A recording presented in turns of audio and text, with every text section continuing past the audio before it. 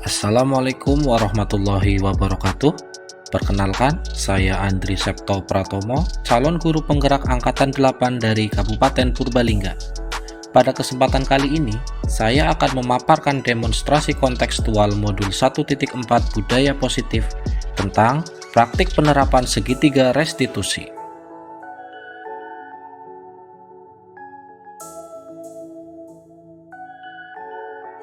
Restitusi adalah proses menciptakan kondisi bagi murid untuk memperbaiki kesalahan mereka, sehingga mereka bisa kembali pada kelompok mereka dengan karakter yang kuat menurut Gosen tahun 2004. Jadi, restitusi bukan untuk menebus sebuah kesalahan dan juga bukan sebuah paksaan. Akan tetapi, restitusi adalah sebuah tawaran yang lebih fokus pada solusi, sehingga dapat mengembalikan murid yang berbuat salah pada kelompoknya. Selanjutnya, tentang segitiga restitusi. Segitiga restitusi merupakan proses komunikasi yang dilakukan oleh guru dengan peserta didik untuk menciptakan peserta didik yang mandiri dan bertanggung jawab. Terdapat 3 tahapan dalam penerapan segitiga restitusi. Yang pertama, menstabilkan identitas. Yang kedua, validasi tindakan yang salah. Dan yang terakhir adalah menanyakan keyakinan. Contoh kasus yang sering terjadi di lingkungan sekolah, khususnya dalam proses pembelajaran mata pelajaran PJOK yang saya alami. Suatu hari, dalam proses pembelajaran PJOK, Puput tidak mengikuti kegiatan pembelajaran praktik di lapangan tanpa alasan. Berdasarkan pengakuan teman-teman yang lain, ternyata Puput tidak membawa seragam olahraga dan merasa takut jika nantinya akan dimarahi. Sehingga Puput lebih memilih tetap di dalam kelas dan tidak mengikuti pembelajaran praktik di lapangan. Berikut adalah skenario penyelesaian permasalahan menggunakan segitiga restitusi. Assalamualaikum. Waalaikumsalam. Permisi Pak, Bapak memanggil saya? Iya, betul. Silakan duduk dulu, Put. Duduk dulu, silakan. Bagaimana kabarmu hari ini, Put? Alhamdulillah baik Pak. Kalau boleh tahu, ada apa ya Bapak memanggil saya? Jadi begini ya, Put ya. Tadi kan jam PJOK ya. Nah, terus kenapa kok kamu tadi tidak ikut pembelajaran di lapangan? Maaf Pak, saya lupa tidak membawa seragam olahraga. Loh, nah terus kenapa tadi tidak minta izin dulu sama Bapak? Saya takut Bapak marah. Apa pernah saya marah? Iya Pak, tadi pagi saya bangun kesiangan. Oke. Jadi gini ya, Bapak itu sebenarnya tidak marah ya. Saya tahu pasti kamu punya alasan sampai-sampai kamu lupa membawa seragam olahraga. Kesiangan ya.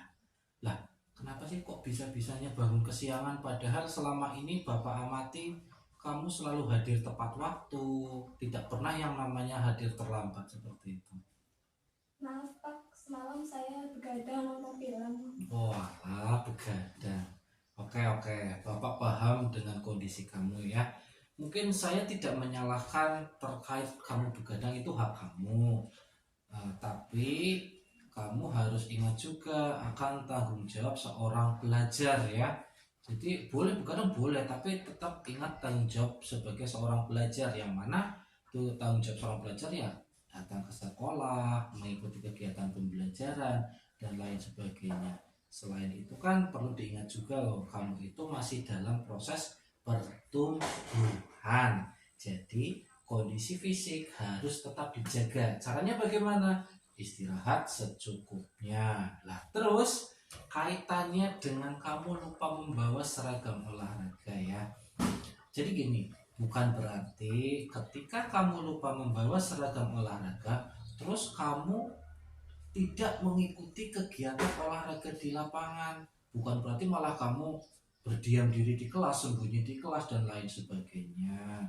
Nah, terus kalau misalkan ya kamu tidak mengikuti kegiatan pembelajaran baik itu PJOK ataupun mata pelajaran yang lain, kira-kira kalau menurut kamu yang merasa dirugikan itu siapa? Saya Pak yang rugi, yang tertinggal materi. Nah, itu kamu tahu. Ya, jadi ketika kamu tidak hadir di suatu pembelajaran, pastinya kamu akan merasa dirugikan. Kenapa? Akan tertinggal materi dibandingkan teman-teman yang lain, ya kan? Nah, terus Masih ingat tidak terkait keyakinan kelas yang pernah kita buat di awal pembelajaran? Masih ingat Pak, bahwa jika tidak membawa seragam olahraga harus tetap izin dan mengikuti pembelajaran di lapangan, akan tetapi tidak diperkenankan ikut kegiatan praktik.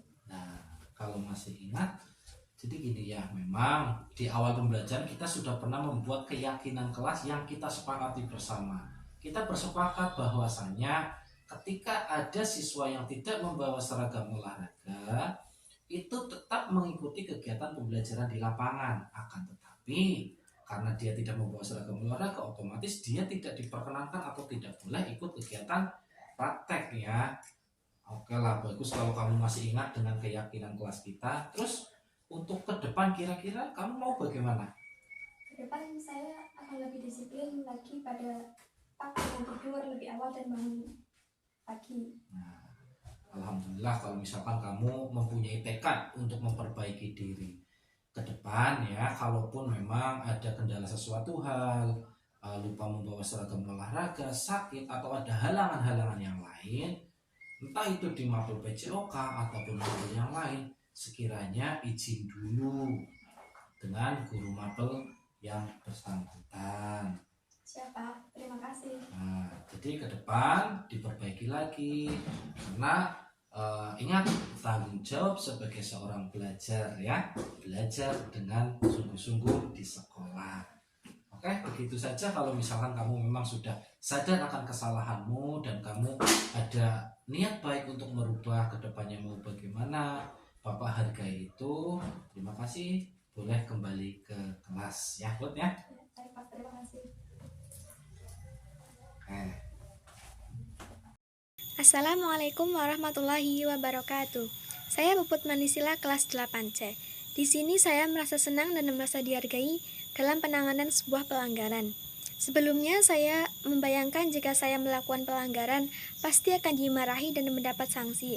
Akan tetapi pendekatan yang dilakukan oleh Pak Andri berbanding terbalik dengan bayangan saya. Saya diajak merefleksikan kesalahan saya dan menemukan solusi yang pas untuk saya. Saya harus lebih disiplin dan harus lebih bertanggung jawab. Terima kasih. Wassalamualaikum warahmatullahi wabarakatuh.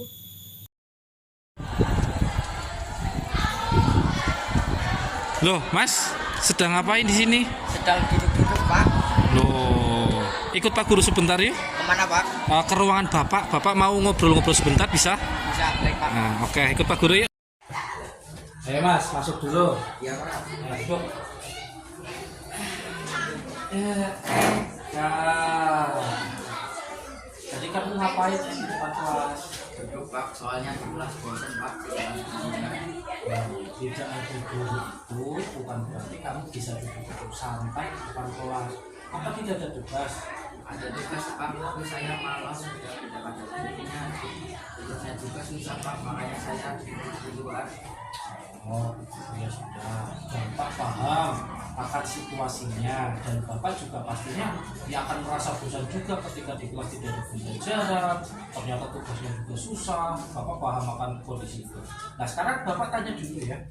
Cita-cita kamu ke depan sih kira-kira mau menjadi apa? Mau menjadi orang yang sukses Pak.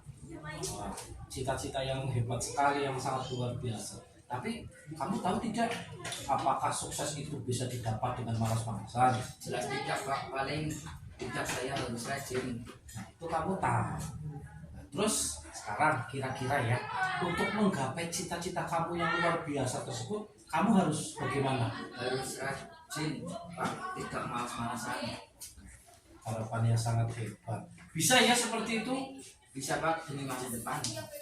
Kalau sekarang kamu sudah paham tentang apa yang harus kamu lakukan ke depan, terkait apa yang harus kamu lakukan berkaitan dengan cita-cita kamu, Bapak sangat mengapresiasi. Semoga ke depan kamu bisa menggapai cita-cita yang kamu impikan. Sekarang kamu boleh kembali ke kelas. Semangat ya. Baik Pak, terima kasih banyak ya Pak. Sama-sama. Silakan boleh kembali ke kelas. Itulah tadi beberapa contoh penerapan segitiga restitusi dalam menangani sebuah permasalahan di sekolah. Semoga video tadi bisa bermanfaat untuk kita semua. Sekian, terima kasih. Assalamualaikum warahmatullahi wabarakatuh.